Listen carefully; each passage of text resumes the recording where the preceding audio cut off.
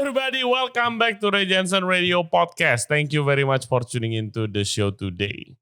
Kali ini topiknya balik lagi ke fermentasi. Kemarin kan kita udah podcast soal makanan-makanan fermentasi yang ada di Indonesia. Nah sekarang kita akan bahas tentang minumannya. Tamu kita kali ini adalah Rahmat Cahyono yang biasa dipanggil Cak Tile. Dia punya Instagram Cak Tile Brewery yang isinya itu dia mendokumentasikan research dia mengenai minuman fermentasi di Indonesia. Nah, hari ini kita akan bahas mulai dari tuak, ciu, arak, sopi, moke, dan masih banyak lagi minuman-minuman fermentasi dari seluruh Indonesia. Dan juga kita mau bahas tentang bisnis dia, Goris, yaitu supplier minuman soda dan juga konsultan bagi restoran-restoran dan kafe-kafe di Jakarta. Hope you guys enjoy the show. Jangan lupa subscribe di Ray Jensen Radio Podcast. Kita ada di YouTube, Spotify, Apple Podcast, Google Podcast, dan Anchor App. Kita juga ada di Instagram, Ray Jensen Radio. Check it out for further updates. Like the video and share it to your friends. Sebarin ke teman-teman kalian. It will really help our podcast grow. Okay, without further ado, please welcome Rahmat Cahyono dari Cak Tile Brewery. Enjoy the show.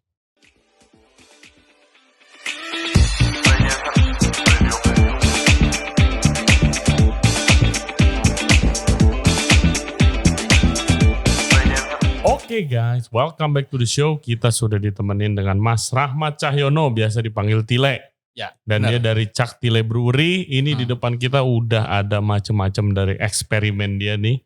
Ada apa aja Mas? Ini ada soda, ada bir atau tuak gandum yang Iya. ini apa nanti? Ini apa? Ini itu adalah tuak beras atau mungkin mirip-mirip dengan sake atau makoli sih. Oke. Yang itu? Yang ini bukan buatan saya. Ini salah satu produk yang saya lirik sebagai produk yang menarik, yaitu Ciu Cikaka dari Banyumas, Jawa Tengah. Nah, Cak Tile sendiri itu apa? Cak Tile itu aku. Iya. Jadi Cak Tile Brewery. Jadi itu adalah kegiatanku terkait dengan fermentasi yang fokus terhadap riset dan dokumentasi, terutama produk-produk fermentasi yang ada di Nusantara. Aku juga. Ya lu ada side bisnisnya kan Goris. Itu kan berhubungan sama kegiatan lu. Yang apa? Ini kan lu tadi cerita mau bikin supply ke restoran-restoran kan? Sudah, yang Goris pun sudah jalan. Jadi Goris itu adalah solusi dari Cak Tile yang tidak bisa memproduksi minuman beralkohol untuk komersil. Ya. Jadi Cak Tile hobi sebagai hobi, eksperimen, dan Goris itu sebagai tempat cari duit. Nah, lu awal mula tertarik dengan dunia fermentasi itu gimana? Pertama dulu sekitar tahun 2009-2010 itu sebagai mahasiswa waktu itu, aku gak bisa beli minuman beralkohol, jadi aku harus bikin sendiri. Oh gitu. Tapi gak bikin juga waktu itu karena takut keracunan kan. Iya kan gak bisa sembarangan. Jadi cuman kayak baca, nanya orang, lihat internet, lihat YouTube, tapi gak pernah bikin juga. Pada zaman itu kan gak kayak sekarang kan. Kalau sekarang kan misalnya gue mau bikin bir sendiri nih as a hobby gitu kan.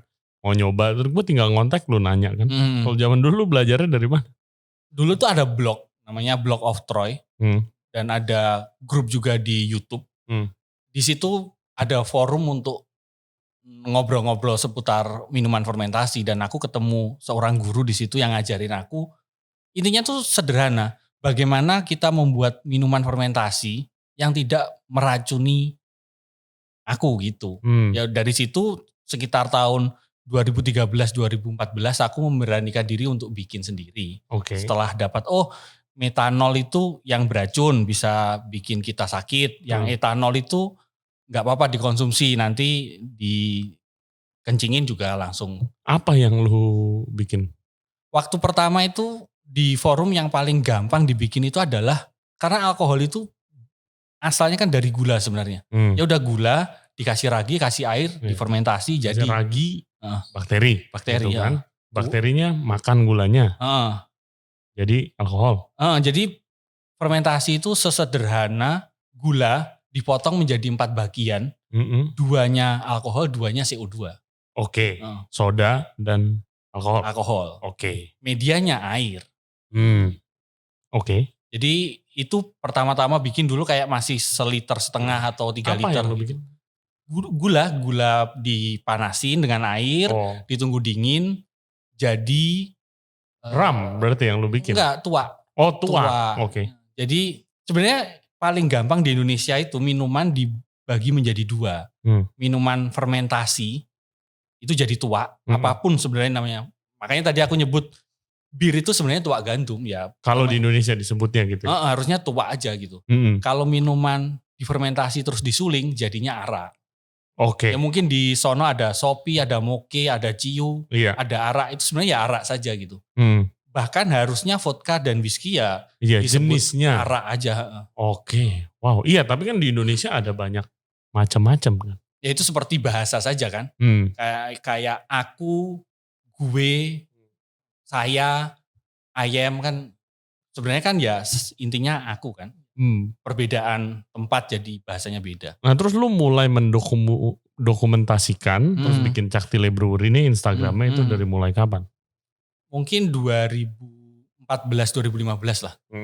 Aku mulai banyak ketemu orang, belajar banyak hal, terus sepertinya bisa didokumentasikan. Tak bikinin YouTube-nya buat orang bisa belajar. Tak bikinin dokumentasi yang kemarin Cuci Kakak ini, dan mungkin nanti di tempat-tempat yang lain setelah ada kesempatan. Ke Bali, lihat orang bikin arak Bali, ke Sulawesi, Manado, lihat orang bikin Sopi atau Moke di Iya, lu kan suka ngiter-ngiter tuh. Gue lihat lu kan ada YouTube channel juga guys, ya kan? Ada YouTube channel lu apa namanya? Caktile Brewery. Caktile Brewery di YouTube, check it out. Lu travel around Indonesia, belajar apa yang lu pelajarin dari? Kan mereka emang budaya minuman fermentasi, minuman beralkohol kan itu udah lama banget di Indonesia kan. Yang lu pelajarin apa? Ya sebenarnya minuman fermentasi bagi orang-orang di Nusantara itu bukan hanya tentang mabuk sebenarnya. Itu bagian dari budaya. Jadi di setiap kegiatan kebudayaan ada. Dan bahkan di Jawa saat itu minum alkohol itu yang dalam hal ini adalah tuak, itu adalah bagian untuk bertemu dengan yang leluhur dan yang maha kuasa untuk menemukan solusi-solusi terhadap masalah. Iya, gue pernah dengar tuh. Pokoknya ini sekarang kita lagi ada masalah pandemi gitu ya. Orang-orang yang dituakan, yang berpengaruh dan raja itu akan melakukan beberapa hal. Salah satunya minum tuak. Untuk mereka menjadi pergi ke langit dan bertanya kepada nenek moyangnya meminta solusi terhadap apa yang terjadi di dunia saat ini. Wow. Oke. Itu di zaman Jawa kuno sebelum. Iya, Jawa kuno sebelum ada agama apapun yang masuk. Iya dong. Iya, tapi sampai sekarang kan masih ada dipraktekin kan beberapa. Masih, tapi mungkin tidak terjangkau oleh saya. Saya belum bertemu dengan orang-orang yang melakukannya. Nah terus lu udah pergi kemana aja, Mas? Aku tuh sebenarnya sudah di Jawa saja, terus Medan di Tuak. Jadi menarik sekali sebenarnya bagaimana orang Sumatera Utara yang orang Batak itu membuat tuaknya, dengan orang Bali membuat tuaknya, atau orang Sulawesi membuat tuaknya itu sebenarnya hampir sama, tapi ada sedikit perbedaan yang ini tuh tuak Medan gitu, tuak. Apa bedanya? Ini sambil kita minum apa nih? Iya. Kita boleh gua buka yang mana? Silakan. Ini madu, tuak madu. Tuak madu, guys. Tuak madu. Luar biasa. Meat. Meat. Mungkin orang Viking menyebutnya dengan meat. Iya. Base-nya madu. Luar biasa. Oke. Terus yang bedanya apa tuh? Jadi dari Medan atau? Di Medan itu ada namanya kayu raru. Kayu raru. Oke. Kayu raru itu fungsinya seperti hops di bir. Apa tuh gunanya? Rasa pahit dan aroma di situ. Itu berbeda di tuak-tuak daerah lain, tidak ada itu. Jadi ada pahitnya. Ada pahitnya, lebih pahit, cenderung pahit, kayak bir yang lebih pahit. Nah kalau ciu tuh termasuk apa? Ciu tuh harusnya masuk ke arak. Karena disuling. Disuling. Bahannya dari apa sih? Ciu di Indonesia itu ada 2 tempat. Jadi Ciu Banyumasan dan Ciu Bekonang Solo. Kalau Ciu Bekonang itu terbuat dari molasses. Tebu. Jatuhnya mungkin secara umum dikenal dengan ram itu. Tapi kalau kalau Cikaka yang Banyumas itu berbeda karena dia dibuat dari gula merah. Yang sudah jadi gula merah loh. Jadi ada proses pemanasan di niranya yang akhirnya ada aroma-aroma asap yang masuk ke dalam alkoholnya. Ini sangat menarik sebenarnya. Iya. Tidak banyak diketahui orang. Orang mungkin tahu Ciu itu ya dari Solo, Ciu Bekonang yang sebenarnya tidak dibuat untuk diminum. Buat apa jadinya? Itu ya sumber-sumber hand sanitizer, sumber-sumber memang industri. Jadi sangat murah, dikelola dengan tidak standar pangan lah. Oh gitu. Jadi memang aku main ke sana bikin video juga tapi tidak tak upload karena memang kayaknya nggak buat diminum gitu. Oh gitu. Ada macam-macam ya. Iya ada kegunaannya macam, nggak semuanya buat diminum. Ya itu istilahnya ya alkohol industri itu loh. Iya. Mereka pun punya izin untuk memproduksinya sebagai alkohol industri. Iya, tapi bukan diminum. Bukan untuk diminum. Ya, kegunaan alkohol kan bukan buat diminum doang. Itu yang nanti bisa bahaya tuh kalau diminum. Gitu. Nah, apakah yang kalau begitu-begituan yang diminum, karena kan persepsi market nih tentang liker-liker Indonesia itu kan rada negatif sebenarnya kan. Nah itu kan memang harus kerja bareng, bukan hanya oleh pembuatnya, oleh pemerintah sebagai pengambil kebijakan toh, terus masyarakat juga. Jadi semakin dilarang sebenarnya potensi alkohol meracunin masyarakat itu semakin tinggi. Tapi kalau dikelola dengan baik, ada pendampingan, oh gini loh bikin alkohol yang aman. Ada standarnya. Yang standarnya gitu. Itu menurut saya akan jauh lebih bagus. Ya orang gimana gak keracunan alkohol karena dia tidak mampu membeli alkohol yang berkualitas. Dia mengkonsumsi alkohol yang ada di depannya yang sebenarnya tidak standar pangan. Ini enak banget. Yang madu ya? Iya. Enak banget ini. Terima kasih. Ya ini meat kan? Meat. Meat kan? Tapi aku tidak akan menyebutnya dengan meat. Aku akan menyebutnya dengan tuak madu. Tuak madu. Karena aku orang Indonesia. Betul. Tapi takutnya salah loh diralat sama orang Viking. Ini bukan meat itu harus begini. Oh iya. Iya tapi kan ya ada karakternya beda-beda gitu kan. Tuak madu jelas gak ada yang ralat. Karena punya aku sendiri ya. Terus lu pernah gak dalam masa eksperimen lu mungkin awal-awal kan fermentasi itu butuh waktu yang lumayan lama. Gagal? Aku sih belum pernah gagal kalau bikin luar biasa fermentasi minuman. Kalau fermentasi yang lain gagal. Fermentasi apa ya? Aku nyoba bikin keju gak jadi. Aku nyoba bikin sourdough gak jadi. Aku bikin sourdough tuh jadinya batu bata. Kayaknya memang gak bisa. Emang bukan tangannya bukan fermentasi makanan. Bisa berarti jadi kayak gitu. Tapi kalau minuman sih belum pernah. Kayaknya fermentasi minuman tuh paling gampang sih. Daripada fermentasi roti yang bikin. Kan fermentasi roti itu selain melakukan fermentasi kan ada banyak hal yang harus dilakukan di situ tuh Mas. Itu yang gagal kayaknya yang di situnya tuh. Oke. Iya ada hitungan sendiri bakery. Ya. Ngadonnya itu. Itu yang gagal kayaknya di situ. Jadi batu bata. Tak lempar gini, dak. Gitu. Terus, oke ini kan hobi lu nih. Hobi. Iya ini kan hobi lu. Karena kan ya pasti kepentok soal izin, soal apa gitu kan. Iya. Nah terus lu cari uangnya di Goris tadi kan. Nah jasa apa buat listener kita yang Goris sediakan nih? Goris itu konsultasi maupun produksi yang berkaitan dengan minuman apapun. Jadi partner saya si Abi itu kan latar belakangnya di industri kopi. Jadi dia punya banyak pengalaman di sana. Aku punya pengalaman di industri fermentasi, bukan industri, di hobi fermentasi kan. Yang ada banyak hal yang bisa kita kawinin nih. Kayak contohnya bikin soda, pengalengan. Ini pengalengan lagi ngetren nih di teman-teman kopi kan. Iya, jadi sangat ngetren. Anak-anak kopi banyak yang ngalengin ke aku sekarang. Kita bikin jasa pengalengan. Atau bahkan beli sekopinya ke aku juga bisa. Karena Abi kan anak kopi. Dia ada biji kopi banyak di sini. Nah terus di sini ada soda. Peach soda. Ini lo yang bikin? Itu aku juga yang bikin. Ada peach, ada apel. Itu gimana idenya keluar dari sini? Ini sebenarnya trennya adalah minuman soda yang seperti bir tapi tidak beralkohol. Ada permintaan di situ, kita bikinin. Jadi bahannya sebenarnya persis dengan bahan buat bikin bir, tapi tidak difermentasi. Jadi nggak menghasilkan alkohol kan. Di situ terus disodain, kita kalengin. Ada beberapa tempat yang sudah pakai produk kita. Oh my God, boleh disebutkan mungkin kalau mau, udah boleh disebutin belum? Boleh. Buat Futago yang buat listener kalau mau nyobain kan? Di Blok M. Futago itu bikinan kita. Oke. Ya ini sih marketnya gede sih. Iya. Dan gak ada alkoholnya kan? Ini peach soda. Peach sama apel ada. Terus ada yang tadi yang kopi apel itu ya kayak jatuhnya. Kopi apel? Mana ya? Bisa diambil gak kopi apel? Yang kecil tadi kan? Ini nih. Ini kopi apel. Oh ini.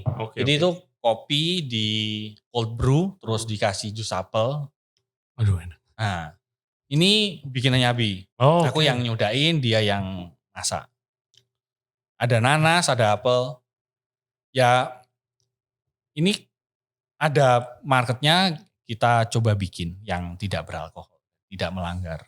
Ya gila unik ya. I mean gua aja gak tahu loh ada perusahaan konsultasi minuman dan kayak misalnya gue punya bar atau gue punya restoran, gue bisa, Mas Ahmad, gue mau bikin minuman nih kayak gini, bisa tolong bikinin gak? Nanti gue beli dari lu gitu. Kayak bisa, gitu pasarnya. Yang terbaru kita bikin Negroni, tapi tidak beralkohol.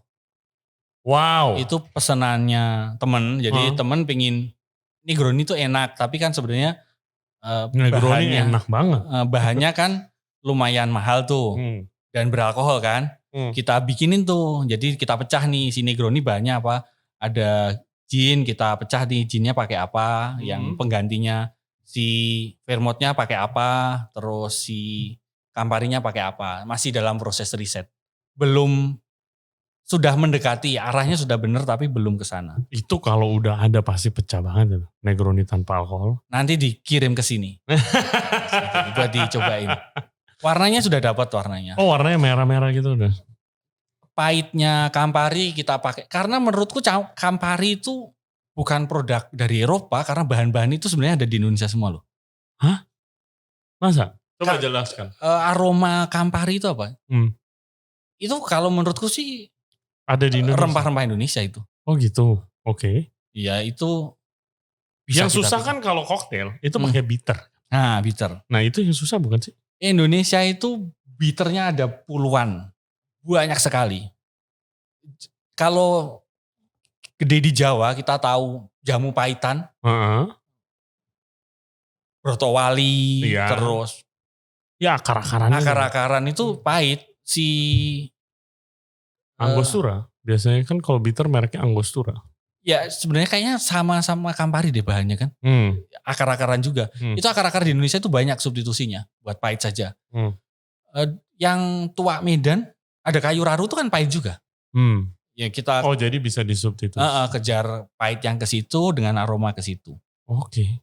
Wah mantap. Kita bisa bikin. Yang nggak bisa kita dapat di Indonesia itu sebenarnya juniper berry. Itu karena tumbuhan 4 musim. Juniper berry, hops itu nggak bisa. Iya. Oh hops itu harus 4 musim? Setahu saya nih, ya dengan pengetahuan yang cetek ini, hops itu adalah wangi dan pahitnya hops itu adalah minyak. Metode dia pertahanan terhadap salju. Jadi ada seorang teman yang bisa nanam hops di Indonesia, tapi jadi bunga doang, nggak ada wangi sama pahitnya. Oh tumbuh mah tumbuh. Tumbuh, tapi nggak ada minyaknya itu. Wah gila. Jadi sampai sekarang sih bir-bir di Indonesia semuanya hopnya impor. Belum ada penggantinya. Mungkin kalau pahit mah bisa dikejar macam-macam, tapi wanginya itu yang wangi masih susah. Craft beer itu yang. Oke guys, kita akan potong dulu sebentar. Abis ini kita akan nyobain craft beer lu. Silakan. Oke, siap.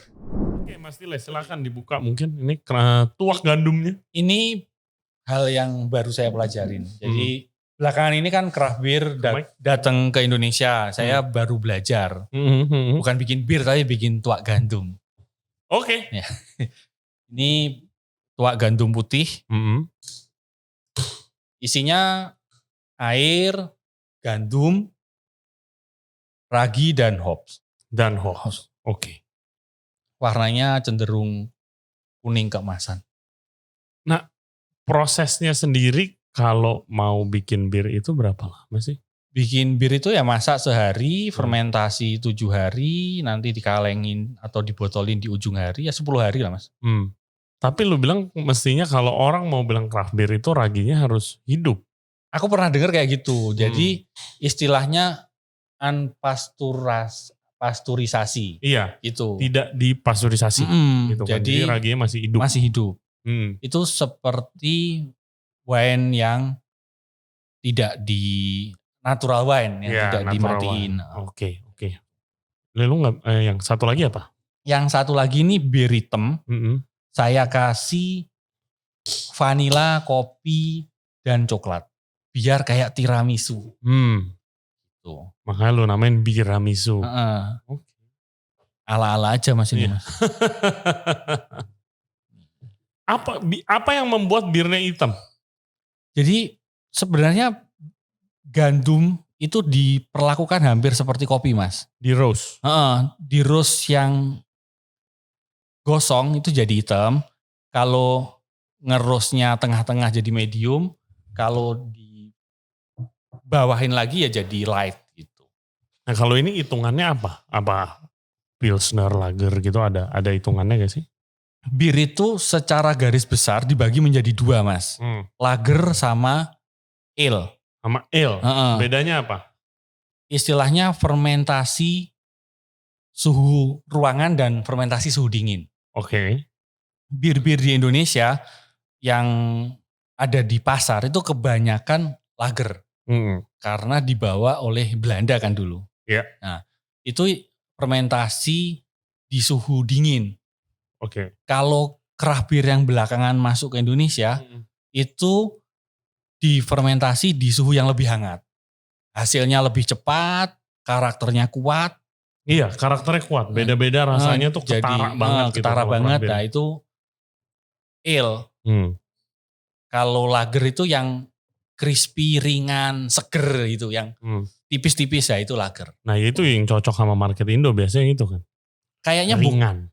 Bukan cocok, tapi karena yang ada itu. Ya, memang kayak ya udah itu semua. Tapi sekarang sangat diterima. Yang nggak diterima mungkin di harga sih Mas. Craft beer itu karena dibikin dari luar, jadi harganya masih sangat mahal sebenarnya. Iya. Ya segelas bir 100.000 gitu, nggak bisa setiap hari dong. Iya nggak bisa. Tapi kan sekarang banyak yang bikin-bikin juga kan? Ya tapi bikinnya di rumah untuk diri sendiri, nggak dijual. Aduh enak. Kenapa lu tertarik banget sih sama dunia fermentasi ini? Lu kan desainer grafis. Ya seperti yang tak bilang tadi, aku nggak kuat beli minum, bikin minuman sendiri. Walaupun semakin kesini, aku belajar fermentasi yang lain. Apalagi sejak tergabung dengan Fermenusa ya aku belajar dengan bikin tempe, belajar bikin acar, belajar bikin tempoyak. Tahu tempoyak? Duren. Gitu. Itu diapain sih tempoyak buat yang belum tahu nih listener kita? Itu fermentasi produk dari duren. Ini aku cerita gedeannya dulu ya. Yeah. Fermentasi itu setauku bahannya itu cuma 2. Gula atau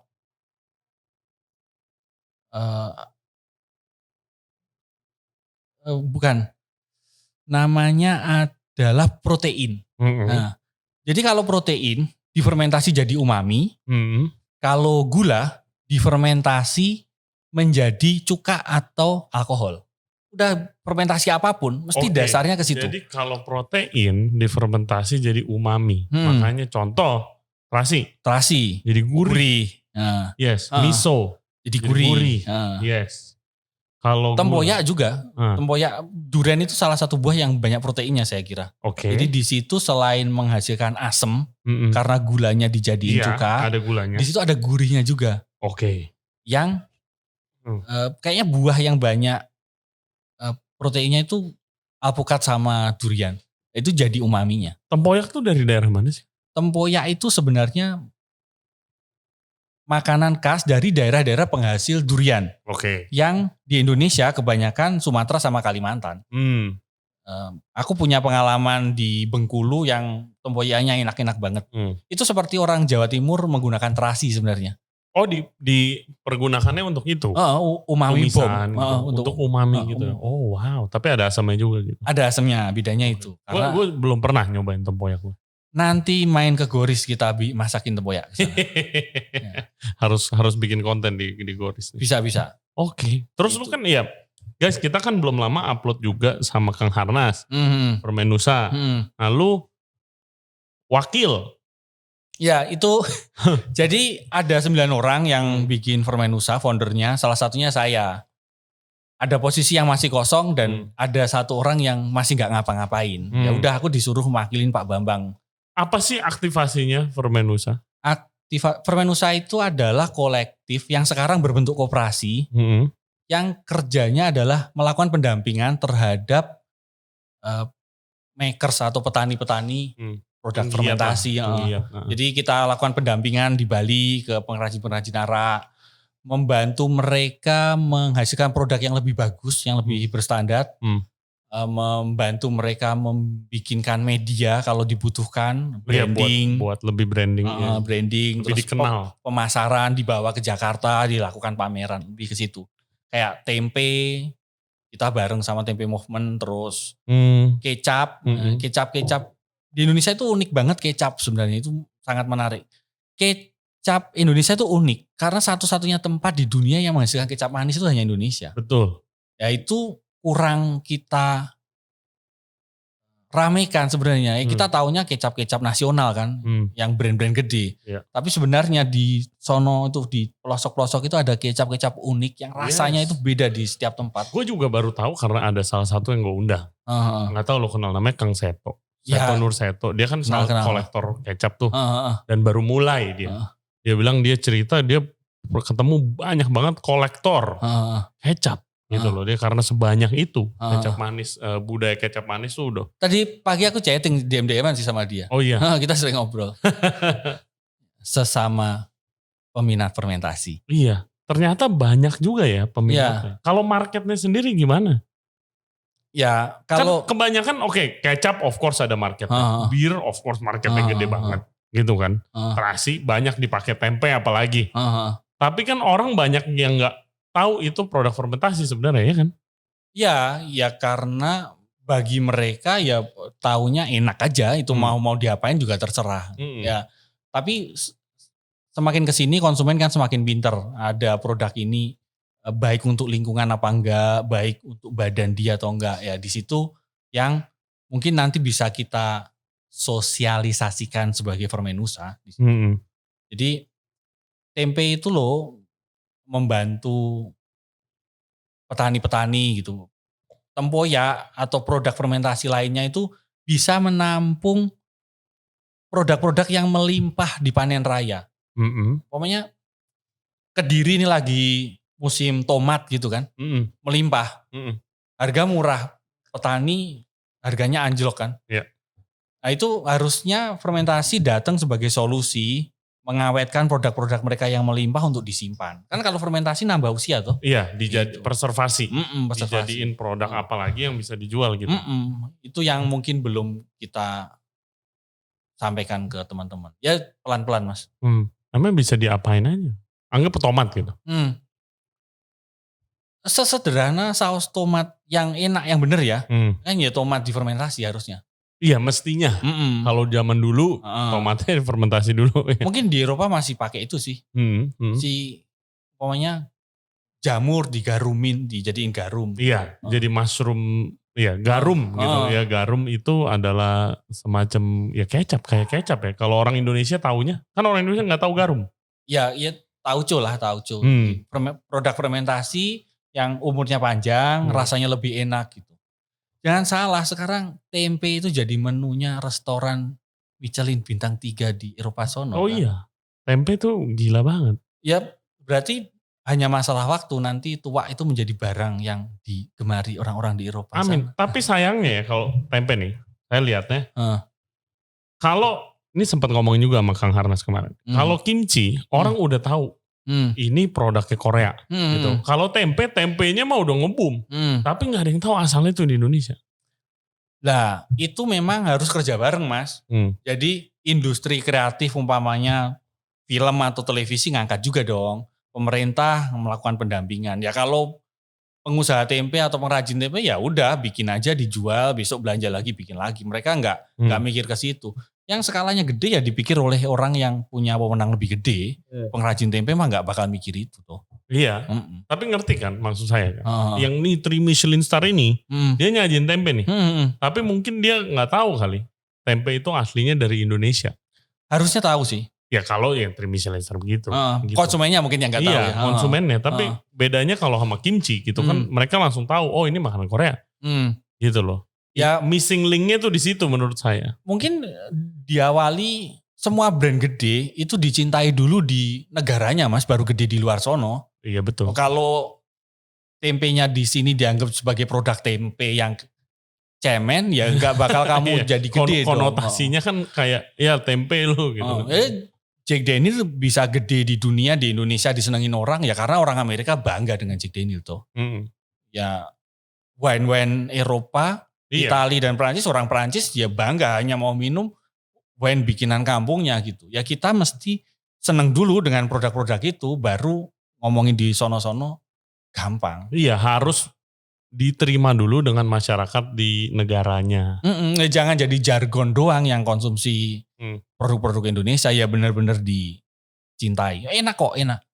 Tapi sekarang cinta dengan produk lokal itu kan lagi itu banget kan. Kalau saya lihat dari segi marketingnya nih ayo cintai produk lokal gini. Tapi kalau realnya itu apakah itu kejadian juga makin rame nih orang yang nyari lokal daripada impor? Kayaknya iya Mas, tapi juga harus diimbangin. Jangan hanya lokal tapi jadi lebih mahal daripada yang impor dong. Ya kan aneh orang biaya impornya lebih tinggi. Masa lebih mahal, harusnya lebih murah dong. Ya secara produk harganya kompetitif, kualitasnya bagus. Konsumen pun ya ada ya oke beli lokal tapi ya mesti bagus juga. Harus lebih bagus. Nah makanya Fermenusa ya ada jasa lu ngebantuin supaya produk mereka lebih bagus. Itu diterima gak sih sama produsen-produsen? Loh ini kita nanti hari Jumat itu ke Bali dan ngumpul sama makers-makers yang ada di sana. Arak gitu? Arak, wine, tua-tuaan juga bakal ngumpul. Oke. Diumumin di IG Fermenusa tadi pagi. Oke. IG-nya guys kalian follow ya. Siapa tahu ada yang mau ikutan nanti. Fermentasi Nusantara. Fermentasi Nusantara. Jumat ada di Bali. Iya nanti, ya kalian akan penyuluhan gitu kali ya? Enggak ngobrol-ngobrol saja. Oh. Enggak, nanti jatuhnya kayak guru. Orang bisanya cuma gitu-gitu. Pendamping, berteman aja gitu. Iya tapi bagus sih akhirnya gitu loh. Karena gue suka banget produk fermentasi. Dan ya kalau dipakai di masakan, ya nambahin rasa gitu kan. Gurih gitu segala macam. Ya kayak contoh. Ya terasi kan tumis sayur aja langsung jadi rasanya enak banget gitu kan. Iya, tapi sayangnya itu gak dikenal gitu loh. Dan kebanyakan produk fermentasi Indonesia image-nya jadi barang murah. Lah ya itu Mas yang mungkin Fermentusa akan hadir di situ. Jadi sebenarnya ini kan masalah komunikasi saja. Bahwa produk ini berkualitas, dibikin lebih baik, dikomunikasikan lebih baik ya harusnya akan diterima lebih baik. Yes. Apalagi kalau sudah di Eropa sudah menang ya harusnya di sini. Oh iya dong. Kita kan ada mental gitu kan. Kalau di Eropanya sudah, kita ngiklan di Amerika. Biar kaos kita laku di Indonesia. Oke. Kan gitu mentalnya. Di Indonesia. Laku dulu di US dulu ya. Padahal gak laku juga ngiklan doang di sana. Di New York. Iya tapi kan kayak, ini dulu di US nih gitu kan. Ada image itunya ya. Padahal ngiklan doang di sana gak laku juga. Aduh. Kayaknya tempe mesti ngiklan di sono sama produk-produk terasi sama kecap. Iya, yes. Wah dulu gue ada cerita sedikit ya. Gue diundang masak ke Eropa, gue bawa terasi. Orang pada amazed. Hah ini pakai apa sayur? Gue nggak pernah sayur kok begini rasanya gitu. Pokoknya pakai shrimp paste, terasi gitu. Wow, semua pada nanya, pada lihat terasi kayak gimana. Terus kan di Indonesia terasi aja ada puluhan jenis gitu kan. Ya harusnya tiap tangan dan tiap rumah beda mas. Fermentasi itu kan mungkin kayak bikin bir atau minuman yang lain. Itu kan yang bikin sebenarnya bukan kita mas. Alam. Yang bikin ragi. Ragi tiap tempat punya keunikan masing-masing. Iya. Di sono lebih asem, di sini lebih umami. Itu yang di IG lu bilang ragi liar gitu. Ini proyekku ke depan selain Goris ada 2 lagi. Sebenarnya aku akan mencoba membuat ragi dari alam. Seperti natural wine gitu lah mas. Natural wine kan raginya diambil dari kulit anggur tuh. Yeah. Aku akan ngambil dari tempat-tempat lain seperti bunga, daun, ranting atau karena sebenarnya itu sama-sama juga si Saccharomyces saja. Yang merepresentasikan tempat itulah gitu kan. Jadi ragi sini sama ragi sono beda gitu. Itu kayak suku aja mas. Orang Batak sama orang Jawa ya beda gitu. Sama tapi beda ya. Karena mungkin rumahnya agak di gunung, satunya di pantai gitu kan, karakternya beda-beda. Sebenarnya sama-sama. Tapi iya ragi itu juga bisa beda jauh begitu ya. Tempat A ke tempat B gitu. Wanginya yang dihasilkan gitu. Di industri yang lebih gede mas. Kayak bir, ragi itu jadi nggak tahu ini gimmick atau bener ini tapi kayak ini fix gitu loh, ragi yang hanya ada di sini gitu. Terus ini ragi yang dari daerah ini gitu.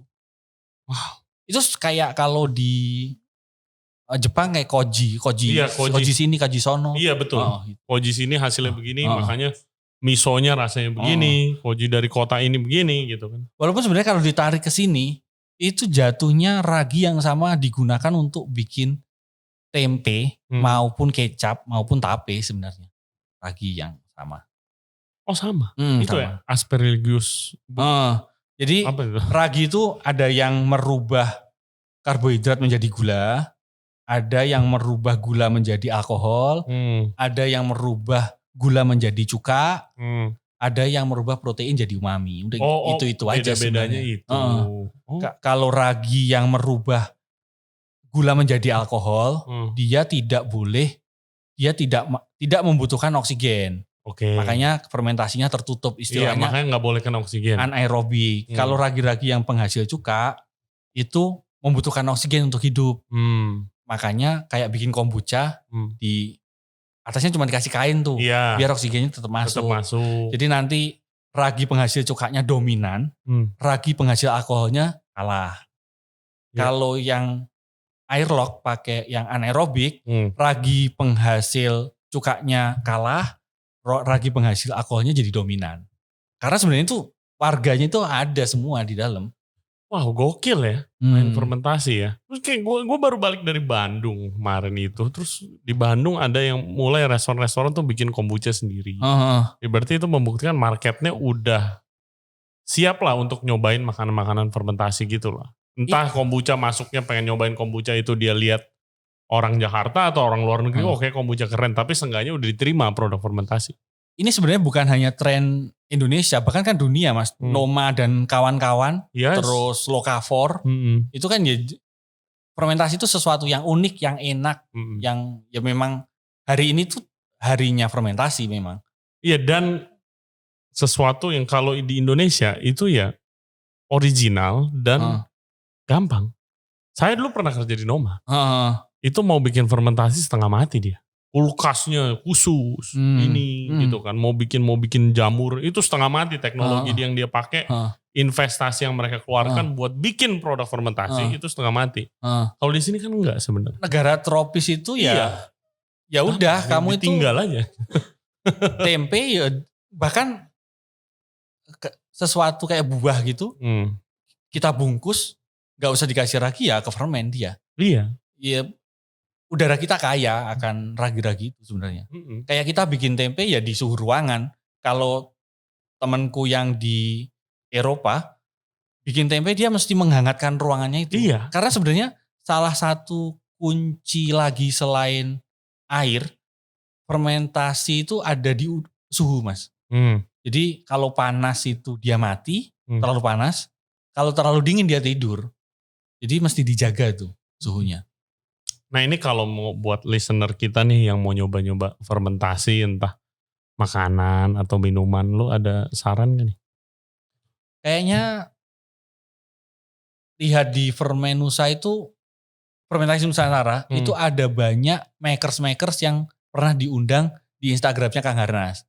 Yang dibawakan oleh Kang Harnas. Di situ ada tempe, ada kecap, ada With Time yang kemarin tuh. Yang With Time? Itu baru kesini? Si hari Jumat kesini dia. Kriska sama Katia. Iya. Di ini aja lihat Instagramnya Fermenusa. Di situ ada orang-orang yang pernah diundang. Yes, dan kalian gak pernah tahu loh guys, lu mulai fermentasi siapa tahu jadi something. Ya kan, jadi duitnya jadi bisa. Kayak dia ini desain grafis tadi awalnya nih. Sama satu lagi mas, proyekku ini lagi dalam proses. Jadi aku pengen menampung produk-produk yang tidak bisa dijual karena kurang bagus untuk tak fermentasi. Contoh apa? Pokoknya di supermarket ada roti yang sudah kurang bagus tapi masih sebenarnya masih bisa dikonsumsi, mau tak ferment. Buat jadi bir. Oh dari roti? Sama-sama gandum toh. Yes. Right. Jadiin gula, tapi jadiin alkohol. Terus mengurangi food waste. Kan keren banget kan. Aku kayak pecinta lingkungan lah kalau gitu. sayur yang kurang cantik di market, sortir itu dikumpulin, difermentasi jadiin sambal uat atau kimchi itu. Ini proyek berikutnya masih dalam proposal, masih mau dibikin. Iya. Kita kemarin podcast guys sama With Time juga kan. Mereka juga ada program yang similar tuh. Kayak food waste. Mau mengeliminasi food waste dengan cara fermentasi. Ya kan ya, yang tadi lu udah sempet bilang. It preserve, fermentasi itu preserve. Jadi shelf life-nya jadi panjang. Dan bisa dijual gitu kan. Kalau bisa mengurangi food waste itu sangat luar biasa sih. Karena gua tahu waste itu gila. Dari restoran, supermarket lebih gila lagi waste-nya gitu kan. Dan farmer juga dari perkebunan sendiri waste-nya sudah banyak gitu. Karena standar masa kini itu tidak cantik, itu tidak enak. Padahal sebenarnya secara produk itu masih sangat bagus. Yes. Mungkin nanti teman-teman restoran mau produknya yang masih layak makan, yang gak rusak ya, masih layak makan, itu bisa kita tampung sih buat dijadiin sesuatu. Paling enggak, kalaupun sudah sangat jelek, itu bisa dijadiin kompos pupuk buat tanaman. Iya, itu proyek kita diputar lagi gitu. Iya, fermentasi yang paling tidak bisa dimakan itu mengolah sampah menjadi pupuk, itu fermentasi juga sih. Iya, bisa. Yang gue pengennya nih ya, kadang-kadang organisasi seperti kayak Fermenusa gitu. Kadang ke restorannya tuh kadang nggak nyambung biasanya gitu. Nggak ketemu lah jadi B2B-nya gitu. Kayak menurut gue padahal restoran memegang peranan penting gitu kan. Contoh misalnya mau food waste gitu kan. Atau mungkin Fermenusa bisa penyuluhan ke chef-chef yang punya restoran atau owner-owner restoran gitu loh. Supaya kasih tahu aja nih gunanya fermentasi tuh banyak banget. Bukan soal rasa aja tapi berhubungan dengan food waste gitu segala macam. Itu bisa lebih cepat sih kalau menurut. Ya mungkin nanti kita ketemu dengan teman-temanmu yang di restoran dan teman-teman Fermenusa, kita bisa ngobrol bareng. Yes. Mantap. Kang Rahmat. Asik. Terima kasih. Sama-sama. Terima kasih untuk waktunya dan ekspertisnya. Semoga proyek-proyeknya lancar. Terima kasih. Dan sukses juga buat kamu mas. Amin. Dan minuman eksperimen lu ini semoga makin gokil. Terima kasih. Ada lagi yang mau diomongin? Kamu belum nyoba ciuci kakaknya, dicoba dulu. Coba dulu. Bentar, gua ini. Ini kurang sentuhan saja. Secara produk sebenarnya sudah sangat enak. Oke. Nah ini apa yang lu bisa ceritain tentang produk ini? Ini itu ciu yang dibuat dari gula merah yang dimasak lagi terus difermentasi. Oke. Ciu berarti disuling? Oke, arak. Disuling, arak, jatuhnya arak. Jadi ya 40%. Tapi karena bikin sangat tradisional dengan alat yang sangat sederhana ya belum maksimal. Bisa lebih dimaksimalin lagi nanti Mas. Dengan branding yang bagus. Cicadas itu daerah mana? Banyumas. Di Jawa Tengah bagian barat.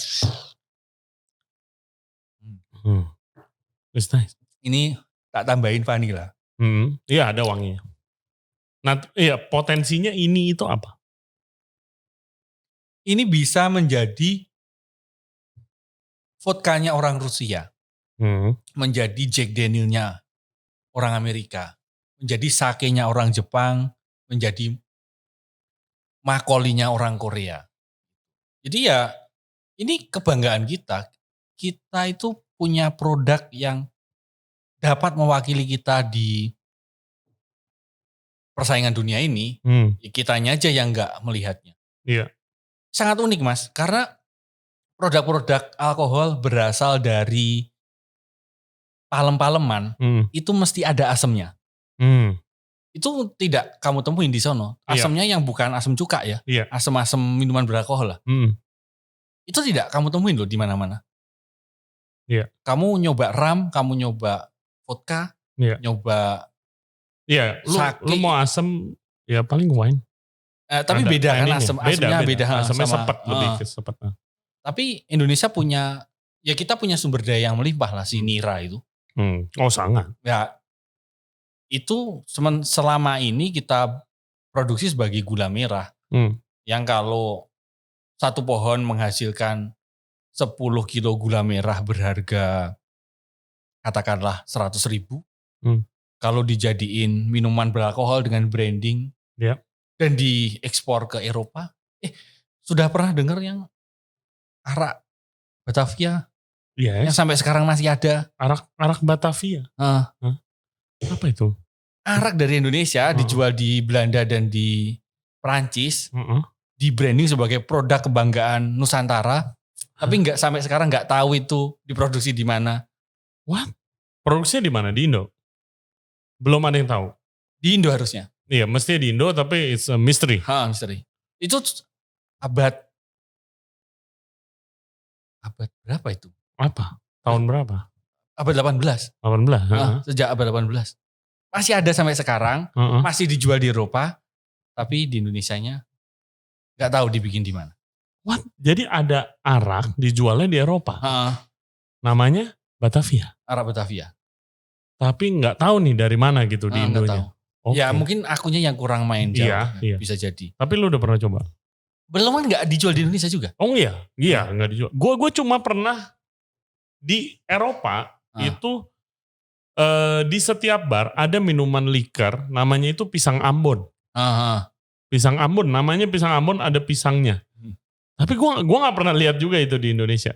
Tapi di semua dia jadiin campuran koktail biasanya sih. Jarang ada yang minum langsung gitu. Tapi lu pernah denger ini juga? Kalau itu belum. Iya ada, botolnya hijau. Nanti kita kasih lihat guys di YouTube. Itu namanya pisang Ambon. Gitu. Tapi itu juga gak tahu dari mana gitu kan. Gue bilang ini Indonesia, Ambon tuh dari Indonesia. Gue bilang, oke, kalau di Eropa sih udah lama. Tapi gitu. mungkin itu keturunan Indonesia yang lagi di Eropa gitu. Yang mungkin. Diaspora gitu juga bisa. Mungkin. Tapi kalau yang tadi yang arak itu, yang arak Batavia itu memang di botolnya dituliskan bahwa dibuat di Indonesia. Guys, kalau kalian tahu mungkin bisa kasih tahu kita nanti di komen, ya kan, atau di Instagram. Siapa tahu bisa kenalan kita ajak podcast. Iya, tapi kayaknya nggak bisa. Tapi lu lihat liker-liker dan minuman beralkohol, minuman fermentasi Indonesia kan sekarang udah ada yang legal nih, udah ada cukainya. Kita di podcast ini pernah minum Sofia, ya kan itu Sopi. Terus cap tikus, ya kan? Gimana lu lihat perkembangan itunya? Sekarang seenggaknya udah nggak usah sembunyi-sembunyi banget nih, gitu loh. Ya, tapi itu masih belum bisa dijangkau oleh organisasi yang kecil. Itu mesti organisasi yang gede dengan kapital yang gede. Karena aku nggak bisa ngejangkau itu, aku ajak semua orang untuk bikin fermentasi sendiri di rumah. Ya biar temanku banyak. Iya. Kalau mau bikin bir, mau bikin tua, mau bikin wine, lihat aja YouTubeku, kalian bisa bikin di rumah. Siap. Terima kasih banget ya. Sama-sama Mas. Semoga Caktile Brewery makin banyak yang belajar dan masuk komunitasnya. Dan juga Goris. Proyek-proyeknya sukses. Jangan lupa guys check it out di Instagram mereka. Instagram lu apa? Instagramku yang pribadi itu Caktile Brewery itu. Kalau yang buat konsultasi minuman dan pesen minuman. Jadi mau apa juga tak bikinin itu di Goris Beverage. Siap. Terima kasih. Terima kasih atas waktunya. Kita lihat ke sini buat closing. Thank you guys buat yang udah dengerin dan yang udah nonton podcast kita. Sorry nih gue udah mulai rada tips ini. Thank you very much ya guys buat semuanya. Jangan lupa kalau mau belajar fermentasi kontak Caktile Brewery atau Goris di Instagram. Kalian juga bisa nanya-nanya atau mau mulai fermentasi sendiri di rumah silakan tanya langsung ke Mas Rahmat. Oke, jangan lupa subscribe di Ray Jensen Radio YouTube channel. Kita juga ada di Spotify, Apple Podcast, Google Podcast, dan Anchor App. For further updates, bisa cek Instagram kita di Ray Jensen Radio. Oke, hidup fermentasi Indonesia. Mantap. See you later. Thank you very much. We'll see you next time. Bye-bye. Thank you. Terima kasih Mas. Terima kasih.